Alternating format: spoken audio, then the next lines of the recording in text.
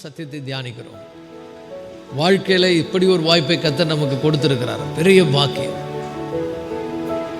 இருதயத்தில் சுத்தமுள்ளவர்கள் பாக்கியவான்கள். ஹல்லேலூயா. அவர்கள் தேவனை தரிசிப்பார்கள். தலைப்பு இருதயத்தில் சுத்தமுள்ளவர்கள் பாக்கியவான்கள், அவர்கள் தேவனை தரிசிப்பார்கள். அதுல நிறைய காரியங்களை நம்ம படிக்கிறோம் இல்லையா? அசுத்தமான இருதயத்தினுடைய அறிகுறிகள் என்ன என்பதை குறித்து நம்ம கடந்த நாட்களிலே பார்த்தோம். அதில் மிக முக்கியமாய் அசுத்தமான இருதயத்தினுடைய அறிகுறிகளில் மிக முக்கியமான ஒன்று என்னன்னு சொன்னால், அதில் நீங்கள் பார்த்தீங்கன்னா, நான் உங்களுக்கு சொன்ன சுயநீதி நிறைந்த ஒரு இருதயம். சுயநீதி அது ரொம்ப மோசமான ஒரு இருதயம். அறியாமையில் உள்ள இருதயம், அழுக்கடைகிற இருதயம். சத்தியத்தை அறியாததுனால இருதயம் என்ன ஆகுதுன்னா பாழாய் போகிறது, இருதயம் கெட்டு போகிறது. சத்தியத்தை அறியாததுனால சுய நீதியில் நம்ம தற்பெருமையில் நம்மளை நிற்கும்படி என்ன பண்ணுகிறது, அது நம்மை தூண்டுகிறது. எல்லாத்துக்கும் காரணம் அறியாமை. இது இன்னைக்கு மிக முக்கியமாக படிக்க போகிறது என்னன்னா அவிசுவாசம். எப்படி அவிசுவாசம் நம்முடைய இருதயத்தை கரைப்படுத்துகிறது. அவிசுவாசம் என்பது சாதாரணமானதல்ல. மிக மிக பாவத்திலே கொடிய பாவம் எதுன்னா அவிசுவாசம். ஆனா அதை சாதாரணமா நம்ம நினைத்துக் கொள்கிறோம். அது நம்முடைய இருதயத்தை மாத்திரம் இல்ல, நம்முடைய முழு ஆவிக்குரிய வாழ்க்கையும் பலவீனப்படுத்தி நம்மை ஆண்டவரோடு நெருக்க விடாதபடி என்ன பண்ணுகிறது, இந்த அவிசுவாசம் மாற்றுகிறது. அவிசுவாசம் என்பது பல நிலை இருக்கிறது. அவிசுவாசத்தில் சில பேர் இயேசுவை இரட்சகராக ஏற்றுக்கொண்டு அவருடைய பிள்ளையாய் வாழ்கிறவர்களாக இருப்பாங்க. வந்த உடனே, உடன்படிக்கை கீழே வந்த உடனே அவங்க வாழ்க்கையில் எல்லா சூழ்நிலைகளிலும் ஏதோ ஒரு விதங்களில் ஆண்டவரை என்ன பண்ணுவாங்கன்னா சந்தேகப்படுவாங்க. ஆண்டவர் இந்த வாக்குத்தத்தத்தை எப்படி நிறைவேற்ற போகிறாரு. ஆண்டவருக்கு உண்மையாக வாழ மாட்டாங்க, சாட்சியாக வாழ மாட்டாங்க. இப்போ எல்லா பாவங்களுக்கும் வேற இருப்பது எதுன்னு சொன்னால் அவிசுவாசம். அது நம்முடைய இருதயத்தை என்ன பண்ணுகிறது, மிக மோசமாக பாதிக்கிறது. நம்முடைய இருதயத்தை மிகவும் அது கெடுக்கிறது. எபிரேயருக்கு எழுதின நிருபத்தில் அதை பற்றி நம்ம வாசிக்கும் பொழுது 3ஆம் அதிகாரம் 12ஆம் வசனம். எபிரேயர் 3ஆம் அதிகாரம் 12ஆம் வசனம். சகோதரரே, ஜீவனுள்ள தேவனை விட்டு விலகுகிறதற்கு ஏதுவான அவிசுவாசமுள்ள பொல்லாத இருதயம் உங்களில் ஒருவனுக்குள்ளும் இராதபடிக்கு நீங்கள் எச்சரிக்கையாயிருங்கள். ஒரு ஆமீன் சொல்லுவோமா? எல்லாரும் அந்த வசனத்தை கவனிங்க. அந்த வசனம் சொல்லுகின்ற சாராம்சம் என்ன? பொல்லாத இருதயம். என்ன இருதயம்? அவிசுவாசம் உள்ள பொல்லாத இருதயம். அது எப்படின்னா பாம்பின் விஷத்தை விட மிக மோசமானது. அவிசுவாசம் எப்படிப்பட்டது? பாம்பின் விஷத்தை விட மிகவும் மோசமானது. அதுக்கு தான் எச்சரிக்கையா இருங்கள் என்ற காரியத்தை அவர் சொல்றார். எபிரேயர் ஆக்கியோன் சொல்லுகிறார், எச்சரிக்கையா இருங்கள். இந்த அவிசுவாசம் எல்லா பாவத்துக்கும் வழி நடத்தும். ஆண்டவர் மேல உண்மையான விசுவாசம் இல்லைன்னா எல்லா பாவத்தையும் என்ன பண்ணுவாங்க, ஒரு மனுஷன் செய்வான். ஆசீர்வதிக்கப்பட முடியாது, மேன்மை அடைய முடியாது. அவங்களுடைய சோர்வு வந்துடும் ஆவிக்குரிய வாழ்க்கையில். ஏன்னா விசுவாசம் குறையுது. அப்படியே விசுவாசம் என்ன ஆயிடுதுன்னா குறைந்து போய் விசுவாசமே இல்லாத ஒரு நிலைக்கு, அவிசுவாசமான நிலைக்கு போயிடுறாங்க. ஆரம்பத்தில் நல்லா விசுவாசித்தவங்க தான், ஆரம்பத்தில் ஆண்டவர் மீது ரொம்ப பற்றுள்ளவங்க தான். ஆனால் வளர்கின்ற காலங்களில் என்ன ஆயிடுதுன்னா அவர்களுக்குள்ள சுயம் வந்து வேலை செய்கிறது, இந்த அவிசுவாசம் வந்து விடுகிறது. அதனால் எல்லா தீமைக்கும் அவங்க என்ன பண்ணுறாங்கன்னா மாறிடுறாங்க. அதனால தான் இது என்ன பண்ணுகிறது, இதனுடைய தாக்கம் எப்படி இருக்கிறது, ஜீவனுள்ள தேவனை விட்டு விலக செய்கிறது. பார்த்தீங்களா, ஜீவனுள்ள தேவனை விட்டு விலகுகிறதற்கு ஏதுவான அவிசுவாசம் உள்ள, வாயை தரங்க, திறக்கவே மாட்டேன் நீங்க காலையில், பொல்லாத இருதயம். ஜீவனுள்ள தேவனை விட்டு விலகுகிறதற்கு ஏதுவான அவிசுவாசம் உள்ள பொல்லாத இருதயம் உங்களில் ஒருவருக்கும் இராதபடிக்கு எச்சரிக்கையாயிருங்கள். இந்த காலை வேளையில் எச்சரிப்பின் சத்தம், எச்சரிக்கையாயிருங்கள். முதல்ல ஆண்டவருடைய எச்சரிப்பை விசுவாசிங்க. ஆண்டவர் இப்படிலாம் சொல்லியிருக்கிறார், நான் செய்யக்கூடாது என்கிற ஒரு பயம், அதான் ஆரம்பத்தில் நான் சொல்லுது.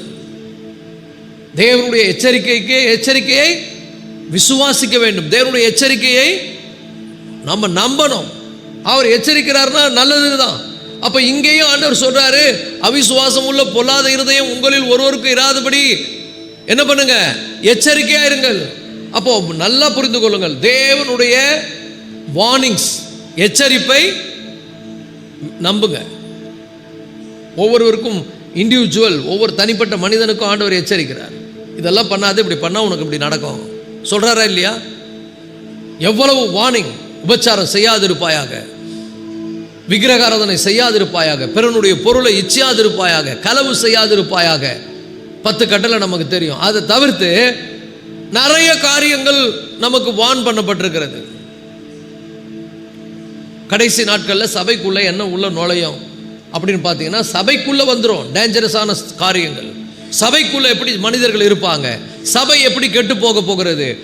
பவுல் அப்போஸ்தலர் 20ஆம் அதிகாரத்தில் அவர் ரொம்ப மனம் உடைந்து அழுது சொல்றாரு, நான் போறேன், நான் இனிமேல் திரும்பி வர மாட்டேன், உங்களை பார்க்க வர மாட்டேன். ஆனால் நான் போன பிறகு உங்களுக்குள்ளேயே சிலர் எழும்பி தப்பான காரியங்களை பேசுவாங்க, அநேகரை இழுத்து கொள்வார்கள்.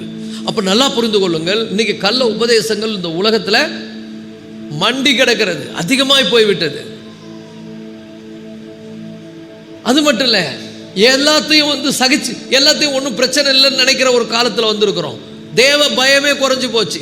இப்படி நான் வாழக்கூடாது, இது தேவனுக்கு பிடிக்காது, இப்படி ஆட்டிடியூட் இருக்கக்கூடாது, இப்படி நான் நடக்கக்கூடாது என்கிற தேவனுடைய எச்சரிப்பை இன்னைக்கு ஜனங்க என்ன பண்றது இல்லை, கேட்டு அதை விசுவாசிக்கிறது இல்லை, துச்சமா மதிக்கிறது. பார்த்துக்கலாம், வரும்போது பார்த்துக்கலாம். இப்போ எனக்கு சந்தோஷம் தேவை, பாவம் செய்யுது. உலகம் இழுக்கிறது, உலகம் வஞ்சிக்கிறது, பிசாசு வஞ்சிக்கிறான். இந்த உலக மக்களை பார்க்கும்போது அவங்க நம்மளை என்ன பண்ணுறாங்க, வஞ்சிக்கிறாங்க. இப்படியே இருதயம் பாதிக்கப்பட்டு கொஞ்சம் கொஞ்சமாக விசுவாசம் குறையுது. நிறைய பேருடைய விசுவாசம் என்ன ஆகுது, குறைந்து போய்கொண்டே இருக்கிறது. ஒரு பாத்திரத்தில் நீங்கள் தண்ணி பிடித்து வைங்க, அதை அடிக்கடி நிரப்பணும். நிரப்பலைன்னா அடிக்கிற உஷ்ணத்துக்கும் அடிக்கிற காற்றுக்கும் அந்த தண்ணீர் குறைந்து போவது போல, வறண்டு போவது போல அது வந்து என்ன ஆகிறது, விசுவாசம் கொஞ்சம் கொஞ்சமாக குறைஞ்சி விசுவாசமே இல்லாத ஒரு அவிசுவாசம் உள்ள பொல்லாத நிலைக்கு ஒரு மனிதனை என்ன பண்ணுகிறது, அது கொண்டு போகிறது. இஸ்ரவேல் ஜனங்கள் எகிப்திலே பாடுபட்டார்கள், கஷ்டப்பட்டார்கள், நெருக்கப்பட்டார்கள், ஒடுக்கப்பட்டார்கள். அப்போ ஆண்டவர் விசுவாசித்தாங்க. அவங்க கூக்குரலிட்டாங்க, தேவனை நோக்கி கெஞ்சினாங்க, ஆபிரகாமின் தேவனே எங்களுக்கு அனுகிரகம் பண்ணுங்க, இந்த அடிமைத்தனத்திலிருந்து எங்களை என்ன பண்ணுங்க, விடுதலையாக்குங்க, எங்களை காப்பாத்துங்க, கூக்குரலிட்டாங்க. பிரச்சனை வரும்போது பிரச்சனையிலிருந்து கர்த்தர் காப்பாற்றணும்னு விசுவாசிக்கிறாங்க. தேவன் அவர்களை அற்புதமாய் விடுதலை ஆக்குகிறார், அதிசயமாய் விடுதலை ஆக்குகிறார். விடுதலையாக்கி அவர்களை என்ன பண்றாரு, கொண்டு வருகிறார். எத்தனை அற்புதங்கள் எகிப்தில் ஆண்டவர் செய்தார். ஒவ்வொரு அற்புதத்தையும் பார்க்கும்போது பார்வோன் தன்னுடைய இருதயத்தை கடினப்படுத்தினார். ஆனா தேவன் விடலை, தேவன் அற்புதங்களை செய்தார். எகிப்திலிருந்து அவர்களை விடுதலையாக்கினார். வெள்ளியோடும் பொன்னோடும் புறப்பட்டு வந்தார்கள். ஹல்லேலூயா. அவர்களில் பலவீனப்பட்டவன் ஒருவனும் இருந்ததில்லை. அவங்களை எப்படி கொண்டு வந்தாராம், வெள்ளியோடும் பொன்னோடும் கொண்டு வந்தார். ஆசீர்வாதத்தோடு கொண்டு வருகிறார், மேன்மைப்படுத்தி கொண்டு வருகிறார். அப்பெல்லாம் நல்லா தான் இருந்தாங்க. இந்த பொன்னும் வெள்ளியும் பெருகி ஆசீர்வாதம் வரும் பொழுது அப்படியே என்ன ஆகுறதுன்னா பணத்து மேல நம்பிக்கை வந்துடுது, தன் பலத்து மேல நம்பிக்கை வந்துடுகிறது, தன் திறமை மீது நம்பிக்கை வந்து விடுகிறது, தன் மீது நம்பிக்கை வந்து விடுகிறது, தான விசுவாசிக்க ஆரம்பிக்கிறாங்க. அநேகருக்கு தெய்வம் பணமாக தான் இருக்குது. பணம் இருந்தால் நான் எல்லாம் பண்ணிடலாம். கஷ்டம் வரும்போது அவங்களுக்கு மனசு எங்கே போகுது? பணம் இருக்குது பார்த்துக்கலாம். வியாதி வரும்போது மனசு எங்கே போகுது? கர்த்தர் மேலே போகிறதில்ல, பணம் இருக்குது பார்த்துக்கலாம். எவ்வளோ பெரிய கெட்ட ஒரு இருதயம் பாருங்க. உங்களுக்கு பணம் ஆண்டவர் கொடுத்திருக்கிறார், உங்களுக்கு சுகத்தை கர்த்தர் கொடுத்திருக்கிறார், பலனை கர்த்தர் கொடுத்திருக்கிறார். எல்லா சௌகரியங்களும் எல்லா மேன்மைகளும் தேவனால் உங்களுக்கு உண்டானது. கொடுத்தவர் தான் முக்கியம். பணத்தை கொடுத்ததுனால, அது பொண்ணும் வெள்ளியும் கொடுத்ததுனால உனக்கு நெருக்கடி வரும்போது, கஷ்டம் வரும்போது, பணம் இருக்குது, பொருள் இருக்குது, மனுஷன் இருக்கிறான் நம்பாத. முதல்ல கர்த்தர். ஆமென் வர மாட்டேன் சில பேருக்கு. ஆமென் ஹல்லேலூயா. எந்த ஒரு காரியமானாலும் முதல்ல கர்த்தர், அவரை தான் நம்ம தேடணும். என்ன ஒரு காரியமானாலும், பணம் இருக்கட்டும், பணத்தை வச்சு ஃபிக்ஸ் பண்ணலாம் ப்ராப்ளத்தை. பொன் வெள்ளி இருக்கட்டும், அதை வச்சு சில பிரச்சனையை தீர்க்கலாம். மனிதர்கள் இருக்கட்டும், அதை வச்சு சில பிரச்சனையை தீர்க்கலாம். ஆனா அதுக்கு முன்னால முதல்ல கர்த்தர், எல்லாவற்றுக்கும் முன்னாடி கர்த்தர். அப்ப இந்த ஜனங்க விடுதலையாக்கப்பட்டு மிரக்கலை கொண்டு வந்தாரு. சிவந்த சமுத்திரத்தில் வரும்போது தேவனுடைய வல்லமையை அவங்க சந்தேகப்பட்டாங்க. தேவனுடைய வல்லமை அவர்கள் பொல்லாத இருதயம் வந்துருச்சு. இவ்வளோ அற்புதங்களை பண்ணி, இவ்வளோ அற்புதமா தேவன் என்ன பண்ணாரு? ஒண்ணுமே பண்ணல. எவ்வளோ அற்புதம் பண்ணாரு, ஜனங்க விடுதலை ஆகல. ஒரு ஆட்டுக்குட்டியின் ரத்தத்தினால ஜனங்களை தேவன் விடுதலை ஆக்கினார். ஹல்லேலூயா. நம்பல பாருங்க. இதுங்க என்ன சொல்லுது? எகிப்துல கல்லறை இல்லைன்னு சொன்னா சொல்லியா எங்களை இங்க கொண்டு வந்து சாகடிக்க பாக்குறீங்க? ஏன்னா அவங்க என்ன நினைச்சிட்டாங்க? இவ்வளோ பண்ண தேவன் இதை பண்ண மாட்டார்னு நினைச்சிட்டாங்க. அதெல்லாம் ஆண்டவர் பண்ணுவார், இதை பண்ணுவாரா? என் தேவனாலே கூடாத காரியம் ஒன்றுமில்லை. அவர் சகலத்தையும் செய்ய வல்லவர். இந்த காலவேளை உங்களுக்கு சொல்லுகிறேன், அவர் சகலத்தையும் செய்ய வல்லவர். அவர் நினைத்தது தடைபடாது. ஹல்லேலூயா. அவர் நினைத்தால் நினைத்தது தான். ஆனா சிவந்த சமுத்திரத்தில் வந்த உடனே, ஏன்னா இந்த சைடு ஓட முடியாது, பள்ளத்தாக்கு, இந்த சைடு ஓட முடியாது, மலைகள், எதிர சிவந்த சமுத்திரம், பின்னால பார்வோனும் அவனுடைய சேனையும் வருகிறது. அழைக்கப்பட்ட ஜனம், உடன்படிக்கைக்கு உட்படுத்தப்பட்ட ஜனம், தேவனால் தெரிந்து கொள்ளப்பட்ட ஜனம், கர்த்தர் எங்களோடு இருக்கிறார் என்று அவர்களால் அவரை விசுவாசிக்க முடியவில்லை. முறுமுறுக்கிறார்கள், குறை சொல்லுகிறார்கள். குறை சொல்றதுக்குனே ஒரு கூட்டம் இருக்கும், எல்லாம் அந்த பக்கம் சாயுது. ஆனா தேவ மனிதனாக மோசே தேவனை நோக்கி பார்த்தான். பிரச்சனை இருக்கட்டும், பிரச்சனைக்கு பரிகாரம் யாரு? கர்த்தர். ஹல்லேலூயா. பக்கத்துல பார்த்து சொல்லுங்க, அழைத்தவர் உண்மை உள்ளவராக இருக்கிறார். கையை தட்டி கர்த்தரை மகிமைப்படுத்துவது காலையில். ஹல்லேலூயா. என்னை அழைத்தவர் உண்மை உள்ளவர். வரட்டும் போராட்டங்கள், பிரச்சனைகள் வரட்டும், சூழ்நிலைகள்லாம் எதிராக இருக்கட்டும், நெருக்கடிகள் வரட்டும், எது வேணா வரட்டும், ஆனா எல்லாவற்றிலும் என் தேவன் என்னோடு கூட இருப்பார். என்னை ஒருபோதும் அவர் கைவிட மாட்டார். ஹல்லேலூயா. நம்புங்கள் அவரை. ஆனா இந்த ஜனம் வாக்குத்தத்தத்துக்கு உட்பட்ட ஜனம், உடன்படிக்கையின் கீழே இருக்கிற ஜனம், தெரிந்து கொள்ளப்பட்ட ஜனம், தேவனால் பலத்த கைகளோடு ஓங்கிய புயத்தோடும் விடுதலையாக்கப்பட்டு நடத்தி கொண்டு வந்த ஜனம் சோர்ந்து போய்விட்டார்கள், முறுமுறுக்க ஆரம்பித்து விட்டார்கள். காரணம் என்ன? அவிசுவாசம் உள்ள பொல்லாத இருதயம். அவிசுவாசம் உள்ள இருதயம் சொல்லியிருக்கலாம். ஆண்டவர் அந்த வார்த்தை அங்க போடுறாரு, அவிசுவாசம் உள்ள பொல்லாத இருதயம். அதே எபிரேயர்ல வாசிக்கிறோம், சோதனை நாளில் நடந்தது போலவும், வனாந்திரத்திலே கோபம் மூட்டினது போலவும் உங்கள் இருதயத்தை என்ன பண்ணாதீங்க, கடினப்படுத்தாதிருங்கள். அவிசுவாசம் இருதயத்தை கெடுக்கிறது. அவிசுவாசம் ஒரு மனிதனை மாயமாலக்காரனாய் மாற்றுகிறது, பொய்யான ஒரு மனிதனாய் மாற்றுகிறது, ஏமாத்துக்காரனா மாத்துது அவிசுவாசம். சபையை நாசப்படுத்துறதுக்கு பிசாசு பயன்படுத்துற ஒரு பயங்கரமான ஆயுதம் இது அவிசுவாசம். அவிசுவாசமா இருக்கிறவங்க மாயமாலம் பண்ணுவாங்க, உண்மையானவருக்கு நடக்க மாட்டாங்க.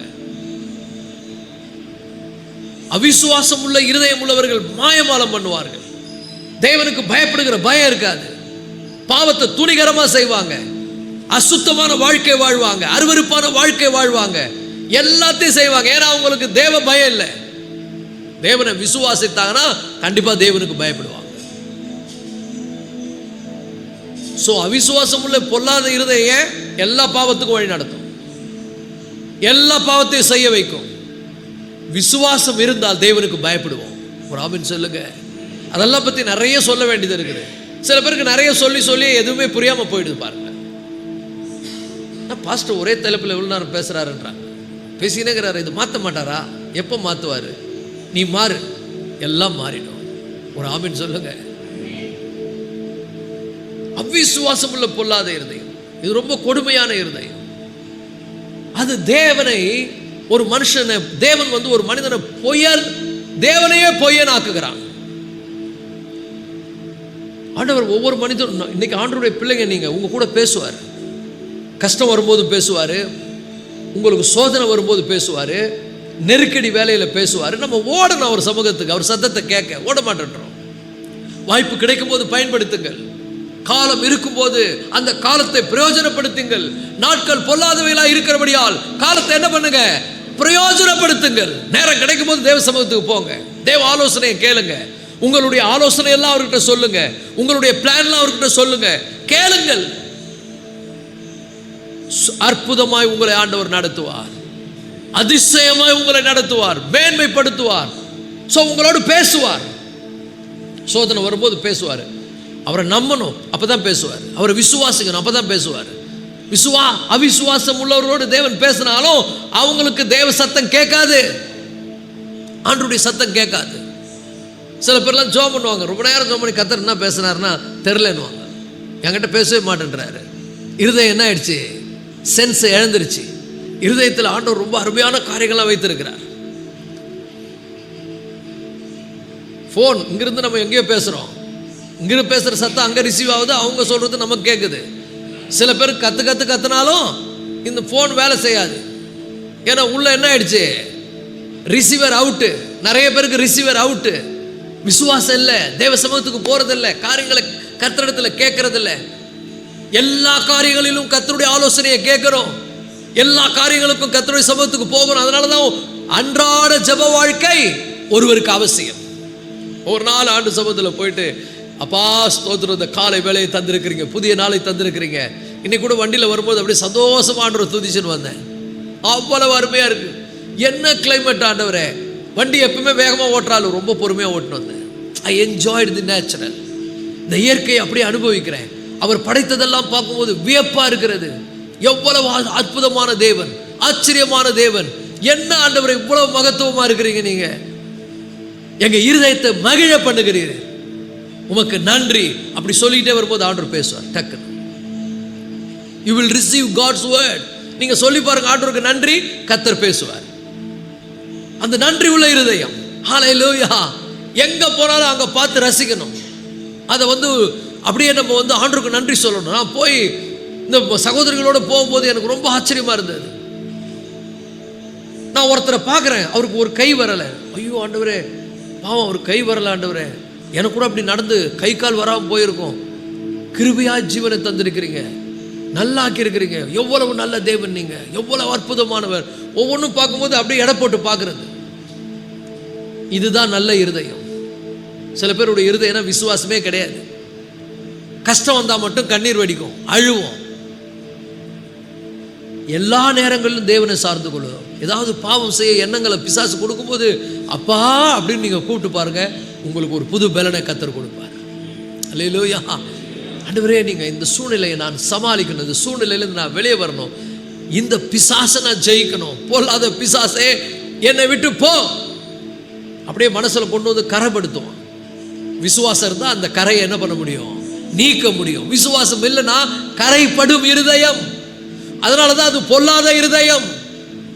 அது அவிசுவாசம் உள்ள பொல்லாத இருதயம் உங்களில் ஒருவனுக்கும் இராதபடிக்கு எச்சரிக்கையா இருங்கள். அல்லேலூயா. ஆசீர்வாதம் பெருகும் போது நிறைய ஆண்டவருக்கு நன்றி சொல்லுங்க. பக்கத்தில் பார்த்து சொல்லுங்க, ஆசீர்வாதம் பெருகும் போது நன்றி கெட்ட தனமா நடக்காத, ஆண்டவருக்கு நிறைய நன்றி சொல்லு. அப்படியே பேசுவார், அப்படியே பேசுவார். ஞானமாக நடந்துக்க, இது மேலே நம்பிக்கை வச்சிடாத, இது பெருசு கிடையாது, இது வச்சுருக்கிற நிறைய பேர் இன்னைக்கு இல்லை அப்படிலாம் சொல்லுவார். எவ்வளோ பேர் அங்கங்கே இடம் வாங்கி போட்டிருக்கிறாங்க, பேங்க்ல நிறைய பணம் இருக்குது, ஆள் இல்லை, அனுபவிக்கிறதுக்கு ஆள் இல்லை, அப்படியே கிடக்குது. கேட்டாக்க வாரிசு இல்லை. அது எப்படி ஆயிடுச்சு, இப்போ யாருக்குமே இல்லாமல் போயிடுச்சு. அப்போ நல்லா புரிஞ்சுக்கொள்ளுங்கள், கர்த்தர் கொடுக்கிறத அனுபவிக்கிறதற்கு சுகத்தையும் பலனையும் கொடுக்கிறவர் அவர். பவுல் எழுதுகிறார் தீமோத்தேயுக்கு, இவ்வுலகத்தில் ஐஸ்வர்யம் உள்ளவர்கள் இருமாப்பான சிந்தை உள்ளவர்களாக இராமல் நிலையற்ற ஐஸ்வர்யத்தின் மேல் நம்பிக்கை வைக்காமல் நாம் அனுபவிக்கிறதற்கு சகல விதமான நன்மைகளையும் நமக்கு சம்பூர்ணமாய் கொடுக்கிற ஜீவனுள்ள தேவன் மேல் நம்பிக்கையாக இருக்கவும். That means you have to எல்லாம் ஒவ்வொரு நன்மைக்கு ஆண்டவருக்கு நன்றி சொல்லணும். இன்னைக்கு காலையில் உயிரோடு இருக்கிறல, எழுந்த ஒன்று ஆண்டவருக்கு நன்றி சொல்லணும். உயிரோடு என்னை வைத்திருக்கிறீங்க, இது உங்க உலகம், இது எல்லாம் நீங்க படைச்சது, அனுமதிச்சிருக்கிறீங்க. டெய்லி அவர் அனுமதிக்கிறார். ஒரு ஆமென் சொல்லுங்க. ஒரு வேலைக்கு போறோம், இன்னைக்கு உனக்கு வேலை இல்லைன்னு சொல்லி வீட்டுக்கு அனுப்பிட்டே எப்படி இருக்கும்? அது மாதிரி ஒவ்வொரு நாளும் காலையில் எழுந்துக்கும் போது இந்த உலகத்தில் நம்மளை சந்தோஷமா அனுபவிக்க, எந்த விதமான பலவீனம் இல்லாமல், பலவீனத்தின் மத்தியிலும் புது பலனை தந்து, பலவீனம் வந்தாலும் பலவீனங்களை நீக்கி நன்மைகளை தந்து தேவைகளை தந்து அற்புதமாய் நடத்துகிறாரே, அவருக்கு நன்றி உள்ளவர்களாக இருக்க வேண்டும். ஒவ்வொரு நாளும் அவரை நினைக்கணும், அவருக்கு நன்றி சொல்லணும், அவருக்கு பிரியமா வாழணும். இதுதான் விசுவாசம். ஒரு ஆமென் சொல்லுங்க. மீண்டும் ஒரு முறை உங்களுக்கு சொல்லுகிறேன், அவிசுவாசம் உள்ள பொல்லாத இருதயம் உங்களில் ஒருவனுக்கும் இல்லாதபடிக்கு எச்சரிக்கையாயிருங்கள். சகோதரரே சகோதரிகளே, பக்கத்தில் பார்த்து சொல்லுங்க, சகோதரரே சகோதரிகளே, அவிசுவாசம் உள்ள பொல்லாத இருதயம் உங்களில் ஒருவருக்கும் இராதபடிக்கு உங்களை குறித்து எச்சரிக்கையாயிருங்கள். ஆண்டவருக்கு பயப்படுங்க, பயந்தே ஆகணும், இல்லைன்னா டேஞ்சர். நன்மை வரும்போது ஆண்டவருக்கு நன்றி சொல்லக்கூடிய நன்றி உள்ள இருதயம், தீமை வரும்பொழுது இந்த தீமையிலிருந்து கர்த்தர் என்னை தப்புவிப்பார் என்கிற அப்படி ஒரு விசுவாசம் ஆண்டவர் மேல. பாவம் வரும்போது ஆண்டவரே ஐயோ நான் உங்களை துக்கப்படுத்த மாட்டேன், உங்களுக்கு உண்மையா இருப்பேன், பயப்படணும். அவருடைய எச்சரிக்கை பயப்படணும். பாவத்தை துணிகரமா ஒருத்தன் செய்யறான்னா அவனுடைய இருதயம் கெட்டு போயிருக்கிறார். அவிசுவாசம் உள்ள பொல்லாத இருதயமா மாறிடுச்சு. அப்ப நல்லா புரிந்து கொள்ளுங்கள், அவிசுவாசம் பயங்கரமான பாவம். பாவத்திலே பெரிய பாவம் எது? அவிசுவாசம். அதனாலதான் அது சொல்லப்படுகிறது, அவிசுவாசம் உள்ள பொல்லாத இருதயம் உங்களில் ஒருவருக்கும் இராதபடி உங்களை குறித்து என்ன பண்ணுங்க, எச்சரிக்கையா இருங்க. எத்தனை பேர் ஆண்டவருடைய வாக்குத்தத்தத்தை விசுவாசிக்கிறீங்க? அதை விசுவாசிப்பீங்க, ஏன்னா அது வாக்குத்தத்தம்.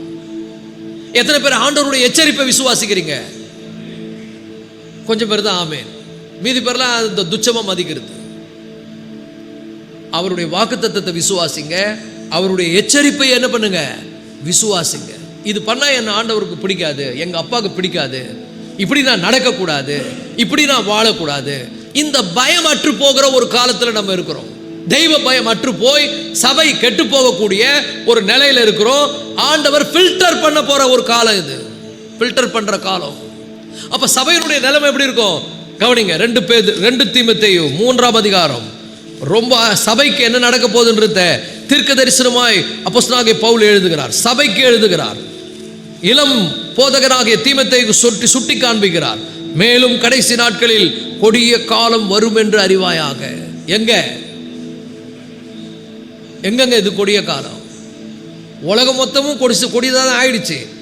இந்த கொடிய காலம் எங்கன்னா உள்ள வந்துரும்ன்றார், சபைக்கு வந்துடும். கொடிய காலம் எங்க வரும்? சபைக்குள்ள வந்துடும். எப்படி எனில் மனுஷர்கள் தற்பிரியராயும். ரொம்ப ஒவ்வொன்றும் பிரசங்கம் பண்ணா லேட் ஆயிடும்.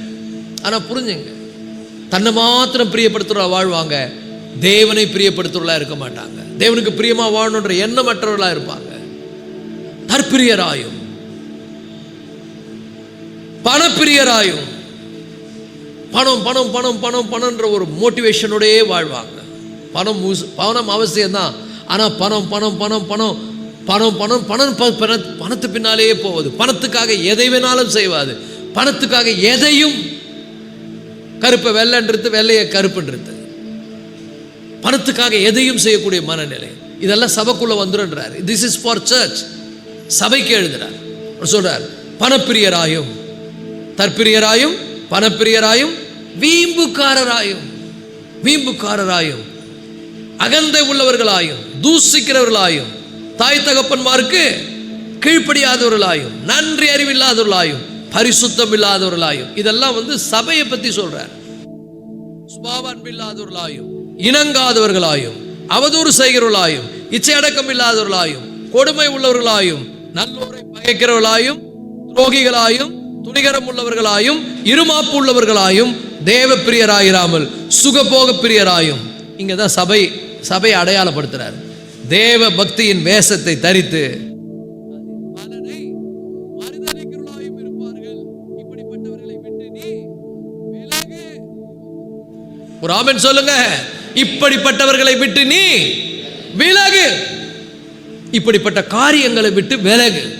அப்போ ஒரு வேளை நான் எனக்கே பிரியமா நடக்கணும் ஒரு எண்ணம் வந்தா கடவுளுக்கு பயப்படணும். நான் எனக்கே பிரியமா நடக்கக்கூடாது. நான் என்ன பிரியப்படுத்துறதுக்கு முன்னால என் தேவனை நான் பிரியப்படுத்துற வாழ்க்கை வாழணும்.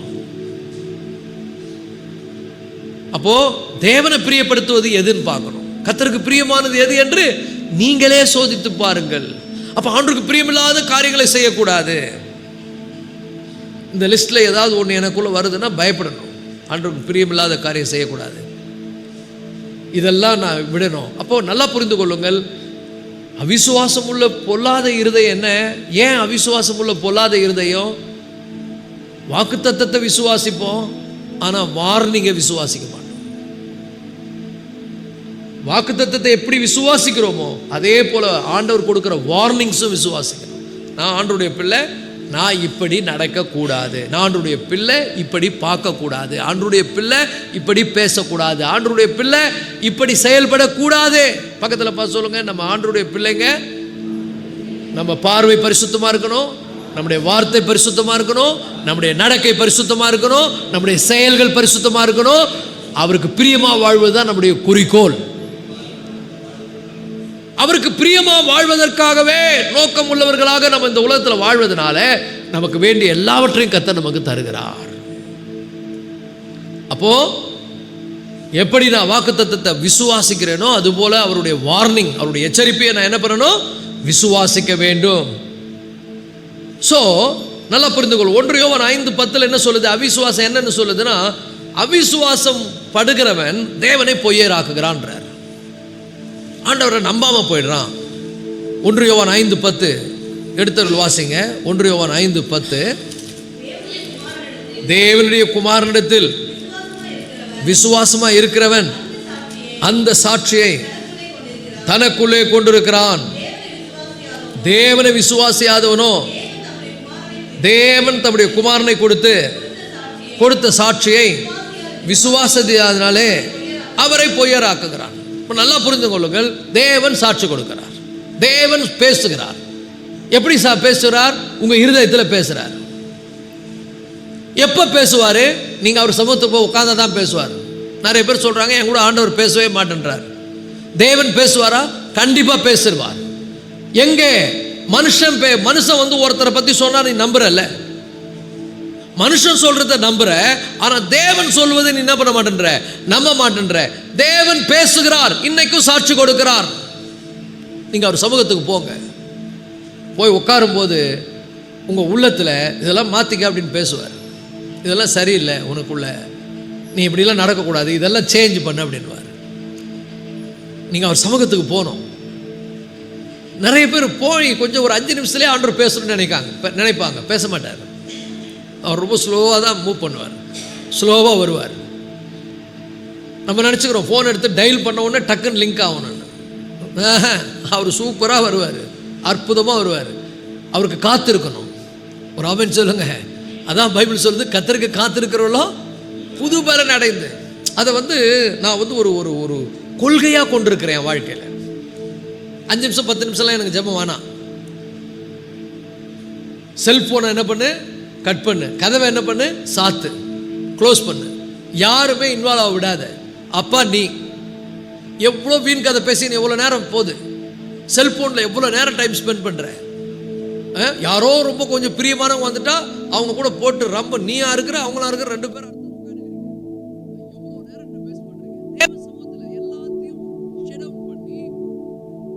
தாவீது என்ன அழகா சொல்றான் பாருங்க. தாவீதுனுடைய அனுபவத்தை பார்த்தீங்கன்னா தாவீது ரொம்ப அழகா சொல்லுகிறார், ஆண்டவரே நான் என்னை உடைய சமூகத்தில் அடக்கி அமர பண்ணுகிறேன். அல்லேலூயா, க்ளோரி. அடக்கி அமர பண்ணுவது. ஆனா இது அடங்காது. இது ஏன் கேட்குறீங்க? உட்காந்த பொண்ணு டக்குன்னு மைண்டு சொல்லும், அது மூடுனியான்னு சொல்லும். ஐயோ அது அது அவங்களுக்கு ஃபோன் பண்ண விட்டுட்டியே, இந்த விஷயத்தை நீ சொல்லாமல் விட்டுட்டியே, நீ போலன்னா நீ இப்போ உடனே சொல்லனா அந்த விஷயம் வந்து வேற மாதிரி ஆயிடணும். கர்த்தர் பார்த்துக்குவார். கர்த்தருக்கு சித்தமாக இருந்தால் அது நடக்கும், இல்லைன்னா அது நடக்காது. ஒரு ஆமென் சொல்லுங்க. இந்த மைண்டு வந்து கேம் விளையாடும், ஆண்டவர்கிட்ட பேச விடாது. சில பேர் ஃபோனை பக்கத்திலே வச்சுன்னுப்பாங்க, அது கிளிங்கின உடனே எடுப்பாங்க. ஆண்டவர் கோபித்துக் கொள்வார். ஆண்டவர் ரொம்ப சென்ஸ் பேச மாட்டார். அவருக்கு தேவை அவர்னா அவருக்கும் நமக்கும் இடையில யாரும் வந்துடக்கூடாது. அதுக்கான சூழ்நிலையை ஏற்படுத்தணும். நாங்கள் வந்து அந்த மீட்டிங் போனோம். அங்கே அந்த ஒரு சகோதரி பேசுனாங்க. அவங்க ஒரு பாயிண்ட் பேசுனாங்க, இன்னொரு பாயிண்ட் நான் பேசுகிறேன். அவங்க சொன்னாங்க, வெளியரங்கமாக ஆண்டவர் பதில் அளிப்பார் அப்படின்னாங்க. மத்தேயு 6:6. ஆனால் யாருக்கு அளிப்பார்? நீ ஜெபம் பண்ணும்போது உன் அறை வீட்டுக்குள் பிரவேசித்து உன் கதவை சாத்தி அந்த ரங்கத்தில் இருக்கிற பிதாவை நோக்கி, அந்த ரங்கத்தில் அவரும் நீயும் மட்டும் ஒரு ஆமென் சொல்லுங்க. அழகா பேசுவார், சாட்சி கொடுப்பார். தேவன் பேசுகிறவர். ஒரு கஷ்டத்துக்காக நீ இப்போ உட்காந்தேன்னா உன் உள்ளத்துலேருந்து சொல்லுவார், நீ கவலைப்படாத, நான் உன் கூட இருக்கிறேன், நான் எல்லாம் பார்த்துக்குவேன். உள்ளே வரும் அந்த சாட்சி, சூப்பராக இருக்கும். அதை நீங்கள் அனுபவிச்சிங்கனாக்கா, அதை டேஸ்ட் பண்ணிட்டீங்கன்னா அப்பாவுடைய சத்தத்தை கேட்காம உங்களால் இருக்கவே முடியாது. சில பேர் கஷ்டம் வந்தால் எல்லா நேரத்திலும் அவர் கூட போகாது. சொல்லுங்க, சர்ச்சைக்கு ஒரு நல்ல மைக் தேவை. எப்படி ஒரு 30,000 40,000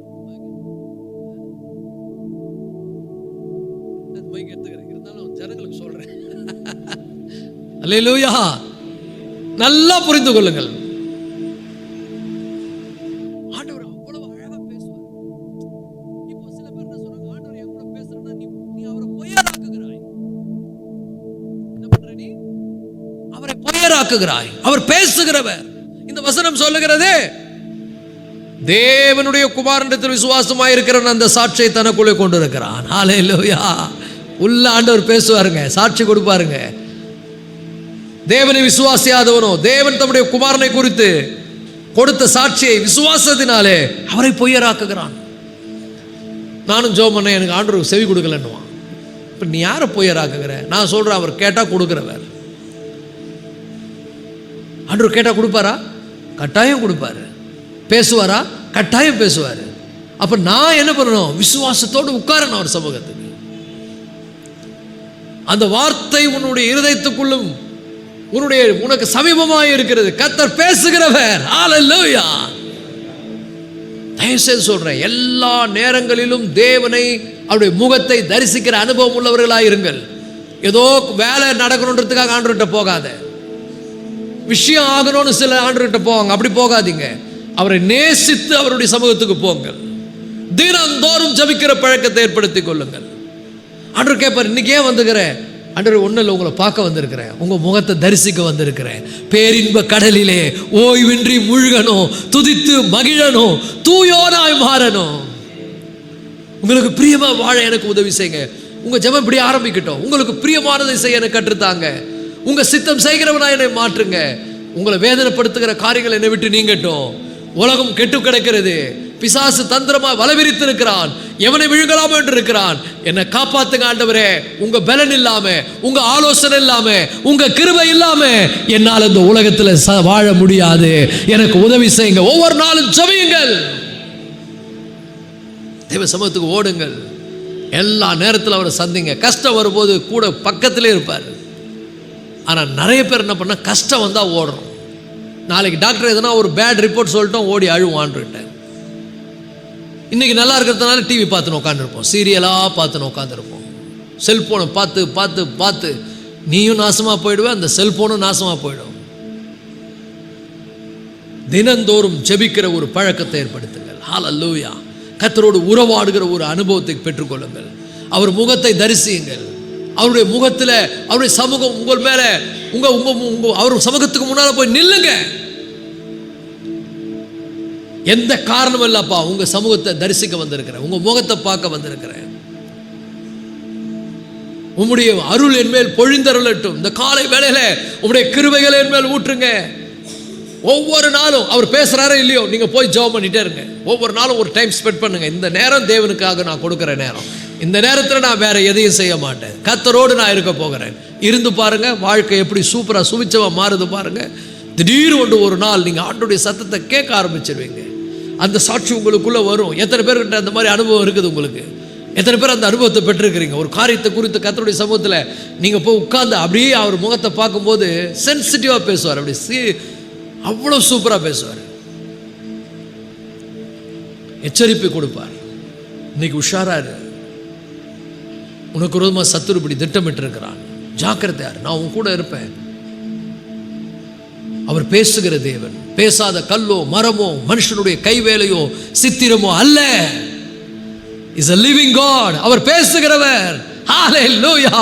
அந்த சாட்சியை எனக்குள்ளே நான் கொண்டிருக்கிறேன். அவர் ஒவ்வொரு நாளும் பேசுகிறார். ரட்சிக்கப்படும் போது பேசினார், முதல் பேசினார், என் குமாரனிடத்தில் விசுவாசமாருன்னு பேசினார். இப்போ என்ன பேசுறாரு? என் வார்த்தையின் மீது விசுவாசம் வை, அதுதான் என் குமாரன், என் வார்த்தையை நம்புன்னு சொல்றாரு. சூழ்நிலையை பார்க்காதுன்னு சொல்லி தராரு. எனக்கு விரோதமான காரியங்களை செய்யறதுக்கு துணிகரம் கொள்ளாது, ஜாக்கிரதையாயிரு சொல்லி தருகிறார். பாவத்தை விட்டு விலகி ஓடு, நான் உனக்கு கிருபையை தருவேன் சொல்லுகிறார். அந்த சாட்சியை அவன் தனக்குள்ளே கொண்டிருக்கிறான். காலை வெல்ல சொல்லுகிறேன், உங்க இருதயத்தில் கர்த்தர் சூப்பரா பேசுவாருங்க. அவிசுவாசம் இருந்தா அவர் சத்தத்தை கேட்க முடியாது. அதனாலதான் அது ரொம்ப பொல்லாத இருதயம். நிறைய பேருக்கு ஆண்டவர் மேல விசுவாசமே இல்லை, அதனால ஜெபமே இல்லை. யாரெல்லாம் ஜெபிக்கலையோ அவங்க இருதயம் பொல்லாத இருதயமா இருக்கும். தப்பா யோசிப்பாங்க, தப்பு கணக்கு போடுவாங்க. உலகம் அவங்கள சக்குன்னு இழுத்துரும், பிசாசு டக்குன்னு அவங்கள தடுமாறி விழ பண்ணுவான், சூழ்நிலைகள் அவர்களை மடிய பண்ணும். ஆனால் விசுவாசம் உள்ளவர்களாக இருப்பீர்களானால் நீங்க கட்டாயம் தேவ சமூகத்தை தரிசிப்பீங்க, ஜெபிப்பீங்க. விசுவாசம் கர்த்தரோடு உங்களை இணைக்கும். ஹல்லேலூயா. பாவம் பறந்தோடும். தேவ பலன் இருந்தா பிசாசு உங்களை ஒன்றும் பண்ண முடியாது, பாவம் உங்களை ஒன்றும் பண்ண முடியாது, அசுத்தம் உங்களை ஒன்றும் பண்ண முடியாது, உலகம் உங்களை ஒன்றும் பண்ண முடியாது. இன்னைக்கு சின்ன சின்ன விஷயத்தெல்லாம் சில பேர் விழுந்து போயிடுறாங்க. மனசு கெட்டு போயிருக்கிறது, சிந்தை கெட்டு போயிருக்கிறது, எண்ணங்கள் சரியில்லை, கண்கள் கெட்டு போயிருக்கிறது, உணர்வுகள் கெட்டு போயிருக்கிறது.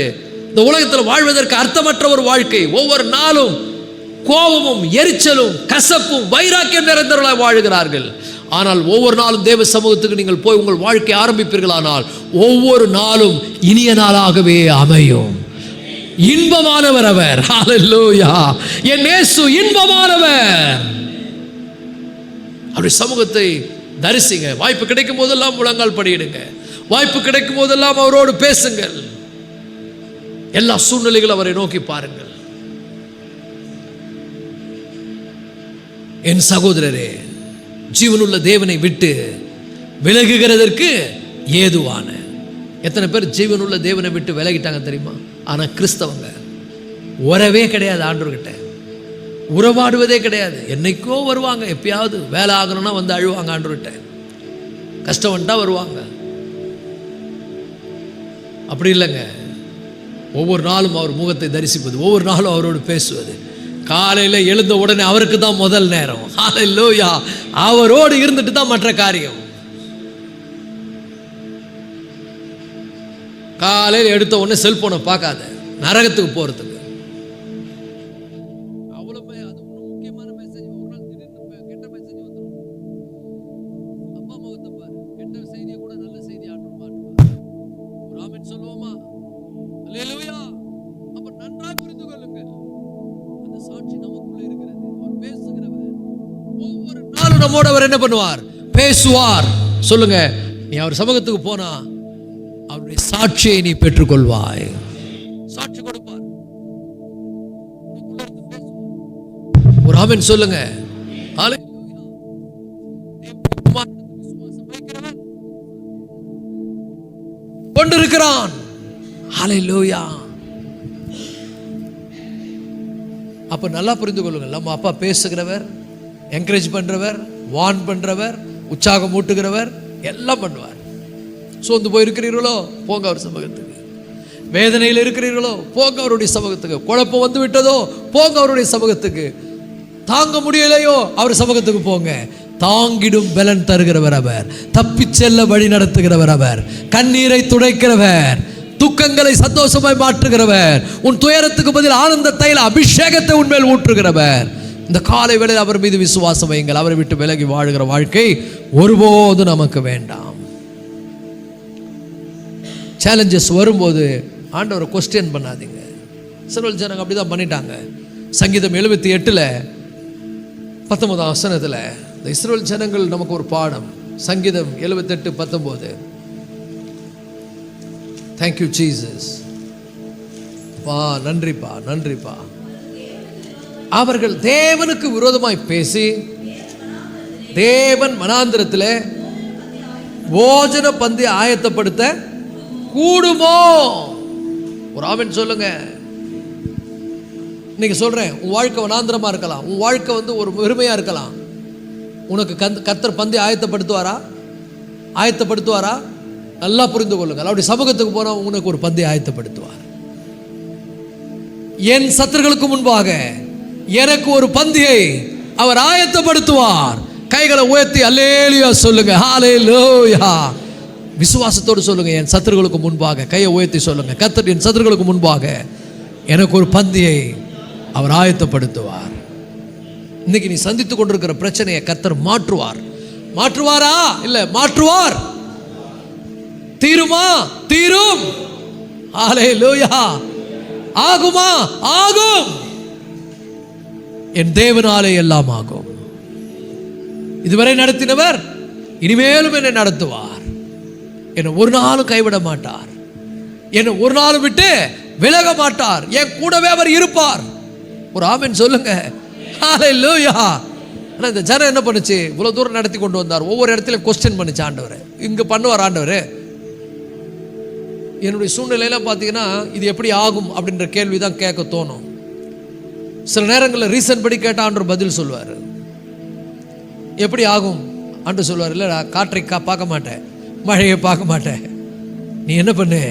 பள்ளங்களை வெட்டு, வாய்க்கால்களை வெட்டு. ஒரு ஆமென் சொல்லுங்க.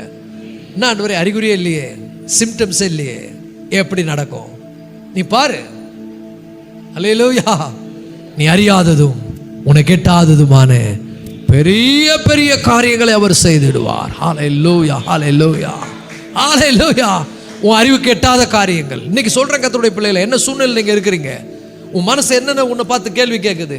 சூழ்நிலை உன்னை பார்த்து சிரிக்குதா? பிரச்சனைகள் உன்னை பார்த்து ஏலம் எடுக்கிறதா? உலகம் உன்னை பார்த்து என்ன கடவுளை நம்பின உனக்கு இப்படி ஆயிடுச்சுன்னு சொல்லுதா? நீ பதறாத, ஒரு நாளும் கலங்காத. நான் சொல்லுகிறேன், ஆச்சரியப்படுகிற காரியங்களை கர்த்தர் செய்வார்.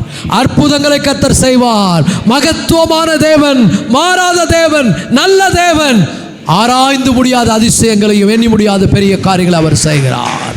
ஹல்லேலூயா, ஹல்லேலூயா. அவர் செய்ய நினைத்தது ஒரு நாளும் தடைபடாது. சில நேரங்கள்ல இந்த மாதிரி ஜிக்ஜாகா கொண்டு போவார். போராட்டங்கள்லாம் இருக்கும், பிரச்சனை எல்லாம் இருக்கும், சத்துரு எழும்பி வருவான். நம்மெல்லாம் நிர்கதி ஆகிட்டோம், இனிமேல் என்ன நடக்க போகுது, இதுக்கு மேலே என்னன்னு கூட நமக்கு மைண்டில் தோணும். இதுக்கு மேலே தான் புது கதை கத்தர ஆரம்பிப்பார். ஒரு ஆமென் சொல்லுங்க. இதுக்கு மேலே தான் பெரிய பெரிய காரியங்களை கர்த்தர் செய்வார். அப்படி சொல்லி பாருங்க, பக்கத்தில் பார்த்து சொல்லுங்க, இதுக்கு மேலே தான் கர்த்தர் பெரிய பெரிய காரியத்தை செய்வார். செய்வாரா அப்படின்னு சவால் விடும் பிசாசு.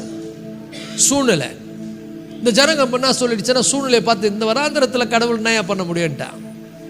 இந்த வனாந்திரத்தை தான் பார்க்குற நீ, இது வனாந்திரம் தான், ஆனால் ஆச்சரியப்படுத்துவார். ஹல்லேலூயா. இது வெறுமையான இடம் தான், ஆச்சரியப்படுத்துவார். அப்போதான் அவர் யாருன்னு நம்ம தெரிஞ்சுக்க முடியும்.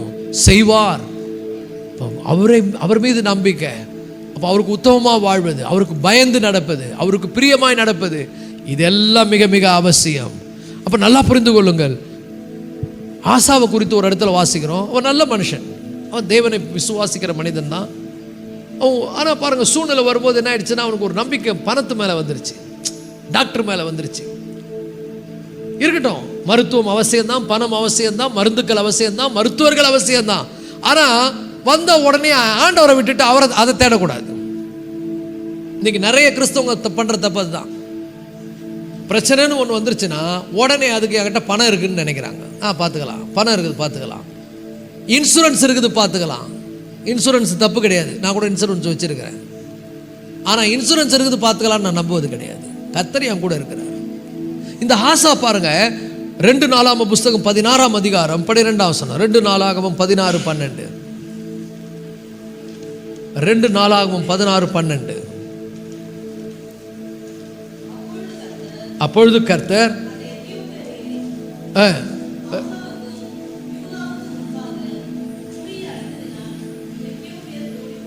2 நாளாகமம் 16:12. சாரி 16:12.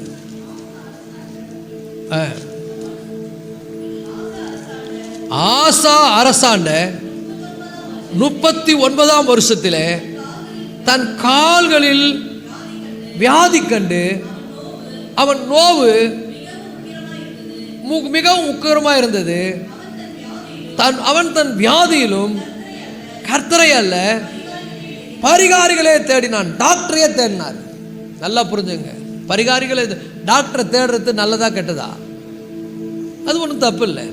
ஆனால் முதல்ல யாரை தேடணும்? அதை தேடணும், ஆண்டவரை தேடணும். ஆண்டவரே என்னால் தாங்க முடியல, ஆண்டவரே என்னால் நின்று பிரசங்கம் பண்ண முடியல, ஆண்டவரே எனக்கு காலெல்லாம் வலிக்குது, இடுப்பெல்லாம் வலிக்குது. மருத்துவர்கள் என்னை சுகமாக்க முடியாது, அவங்க உதவி செய்யலாம். ஆனால் சுகத்தை கொடுக்கிறவர் யார்? கர்த்தர்.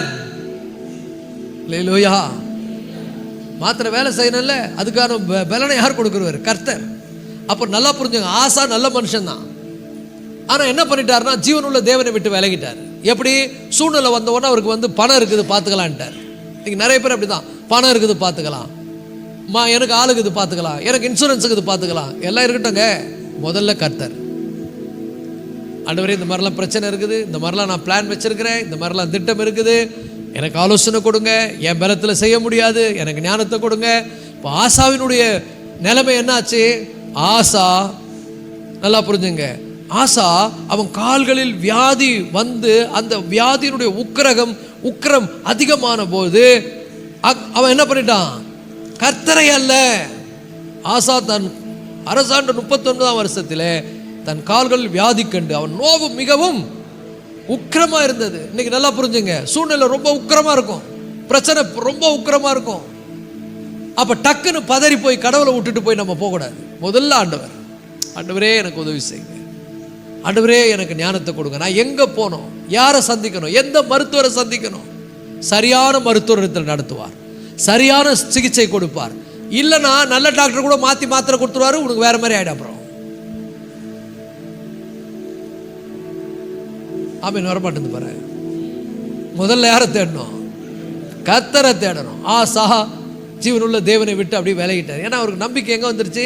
பார்த்துக்கலாம், டாக்டர் சூப்பர் டாக்டர் இருக்கிறாங்க, நம்ம டாக்டர் பேரெல்லாம் சொல்லிடுறாரு. அப்போ அதுதான் டேஞ்சரஸ். பரிகாரிகளே தேடினான். அப்போ என்னாச்சு? சுகம் கிடைக்கல. பரிகாரிகள் சுகத்தை கொடுக்க முடியாது. பரிகாரிகளுக்கெல்லாம் ஒரு பரிகாரி மேலே இருக்கிறார்.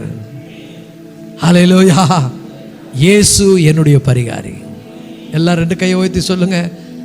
இன்னைக்கு யாராவது வியாதியா இருந்தால் சுகமாயிடுவேன், நான் கூட சுகமாயிடுவேன். பாருங்க, இயேசு என் பரிகாரி. ஹல்லேலூயா, ஹல்லேலூயா. என் பரிகாரியாகிய கர்த்தர் அவர். ஹல்லேலூயா. அற்புதமான தேவன் அவர். அந்த ஒரு இருதயம், நல்ல இருதயம், விசுவாசம் உள்ள ஒரு இருதயம். சவுல் கூட பாருங்களேன், சூழ்நிலை கொஞ்சம் உக்கிரமான உடனே ஆண்டவர் மேலே கோவப்பட்டா கூட போய் விழுந்துட்டு இருக்கலாம். ஆண்டவர் பார்த்துல அவன் என்ன பண்ணிட்டான்? ஜோசியக்காரை போய் பார்க்க போயிட்டான். இன்னைக்கு எத்தனை கிறிஸ்தவன் ஜோசியம் பார்க்குறான் தெரியுமா?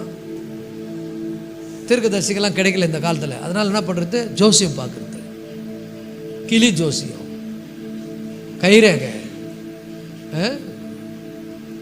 டேஞ்சரஸுங்க. சவுல் என்ன பண்ணிட்டான்? நல்ல மனுஷன் தான், அற்புதமான மனுஷன் தான், எல்லாரையும் துரத்தி அடிச்சிட்டாரு. எவனும் குறி சொல்கிறாரு கூட நாடு தீட்டாடு அனுப்பிச்சிட்டாரு. ஒரு பொம்பளை என்ன பண்ணிட்டா? வேலையெல்லாம் விட்டுட்டு வேற வேலை செய்ய ஆரம்பிச்சிட்டான். எப்பா வானாப்பா அப்படின்னு. இவருக்கு ஒரு சூழ்நிலை வந்துருச்சு, ரொம்ப மோசமாக பயந்துட்டாரு. எங்கே போயிருக்கணும்? கத்தரிடத்தில் தான் போயிருக்கணும். அப்பா என்னை மன்னிச்சிருங்க, நான் இந்த மாதிரி முட்டாள்தனமாக போயிட்டேன், ஐயோ நான் இப்படி பண்ணிடக்கூடாதுன்னு கத்தரை தேடி இருந்தால் ஆண்டவர் சாமுவேலை தட்டி எழுப்பி போய் சொல்லு, அவனுக்கு நான் மன்னிச்சிட்டேன், ஏதாவது பேசி ஆண்டவர் தீர்த்திருப்பார். இவர் என்ன பண்ணிட்டாரு, ஐயோ சாமுவேலும் சொல்ல மாட்டார், கடவுளும் நமக்கு உதவி செய்ய மாட்டார், எங்கே போ அந்த சூனியக்காரிக்கிட்ட போன்னு போய் அங்கே போனோடனே அவ்வளோதான். அங்கே அவன் வேற ஒரு ஆளை எழுப்பி இன்னைக்கு என் கூட இருப்பேன் அவன் சொல்லி அதே மாதிரி எல்லாம் போயிட்டாச்சு, சூழ்நிலையே மாறிடுச்சு. அதை நம்ம வேதத்தில் வாசிக்கும் போது ரொம்ப கொடுமையான காரியம். 1 சாமுவேல் 28ஆம் அதிகாரத்தை வீட்டில் போய் வாசித்து பாருங்க, அதில் இப்படி சொல்லப்பட்டிருக்கிறது.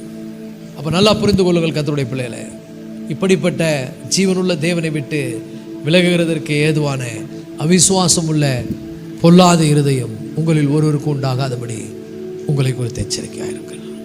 ஹல்லேலூயா. நம்முடைய தேவன் பேசுகிற தேவன். அவர் சமூகத்துக்கு போனால் எல்லா சூழ்நிலைகளும் ஆன்சர் அவர்கிட்ட தான் இருக்குது. பதில் இயேசுவே. ஹல்லேலூயா. இயேசுவே பதில். பக்கத்தில் பார்த்து சொல்லுங்க, உன் பிரச்சனைக்கு பதில் இயேசு தான். எல்லாரும் எழுந்திருப்போம், கர்த்தரை நோக்கி நாம் பார்க்க போகிறோம். இந்த காலை வேளையில் என் பிரச்சனைக்கான பதில், என் வாழ்க்கையில் எழுப்புகின்ற எல்லா கேள்விகளுக்கான பதில் இயேசு. Thank you Jesus. இந்த காலை வேளையில் ஆண்டவரே எங்களுக்கு நீர் எச்சரிப்பை கொடுக்கிறீர். சகோதரரே, ஜீவனுள்ள தேவனை விட்டு விலகுகிறதற்கு ஏதுவான பொல்லாத இருதயம் உங்களில் ஒருவருக்கும் உண்டாகாதபடி உங்களை குறித்து எச்சரிக்கையாயிருங்கள்.